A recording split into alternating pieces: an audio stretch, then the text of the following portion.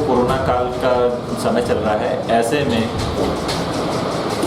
जो कि पैथोलॉजिस्ट हैं जिनके पास में पूरा प्रभार है और लगातार सीएमएचओ की कुर्सी के लिए वर्चस्व की लड़ाई को लड़ रहे हैं, जिस कारण से पूरा 2 दिन कोरोना की जांच तक प्रभावित हुई है। जबकि ये कितना महत्वपूर्ण था इस पूरे मामले में, इस पे गौर करना चाहिए था, बजाय इसके वो अपनी कुर्सी के लिए लगातार लगे रहे। तो इसमें पूरा का पूरा जो मामला है ये कहीं ना कहीं जिला प्रशासन की कमी है कि अभी तक उनकी इस लापरवाही पे कोई कार्रवाई नहीं हुई है। उनके मनमौजी रवैये के कारण अभी पता नहीं कितना लोगों को इसमें परेशानियों का सामना करना पड़ेगा और लगातार कोरोना जो है वो 350 के आसपास पहुंच रहा है। तो कहीं ना कहीं स्वास्थ्य विभाग का अभी जो पूरा मसला चल रहा है तो उसमें जिम्मेदार कहीं पूरी तरह से ये आर.के. जैन की होती है, क्योंकि उनके साइन के बिना यहाँ से कोई भी सैंपल रीवा के लिए नहीं जाएगा। जब उनको पद लेना था तो उनको अपना पद किसी जिम्मेदार को सौंप कर प्रभार लेना चाहिए था, लेकिन उन्होंने ऐसा कुछ भी नहीं किया। वो जाते हैं और डायरेक्टली सीएमएचओ के पद को ग्रहण करते हैं, जबकि सीएमएचओ यहाँ पर उपस्थित होते हैं। उसके बावजूद अगर इस तरीके का कृत्य उन्होंने किया है जो कि बिल्कुल भी सही नहीं कहा जा सकता।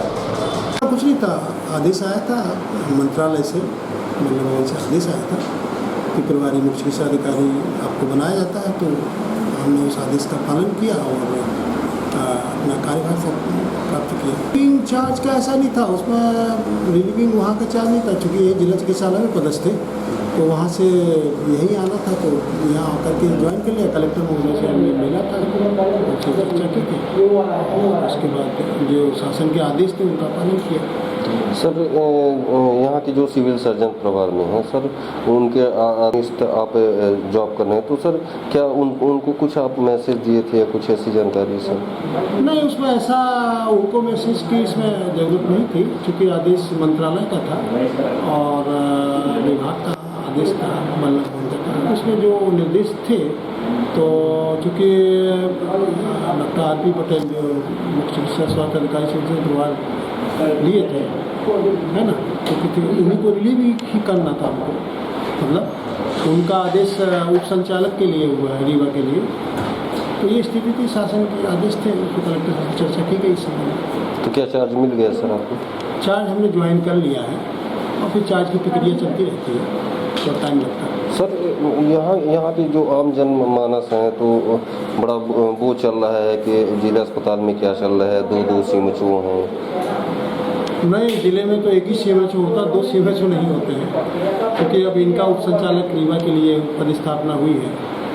और अभी कलेक्टर सर ने जो बात कहा है वो ये है कि चूँकि अभी कोविड का समय चल रहा है, कोरोना वायरस का प्रकोप है, महामारी है, तो अभी कुछ दिन के लिए मतलब उन्होंने बोला कि अभी यही कार्य करते रहेंगे, ऐसा सर ने बताया। सर, सीएमएचओ साहब का कहना है कि मैंने चार्ज भी नहीं दिया और वो ज्वाइन कैसे कर लिए?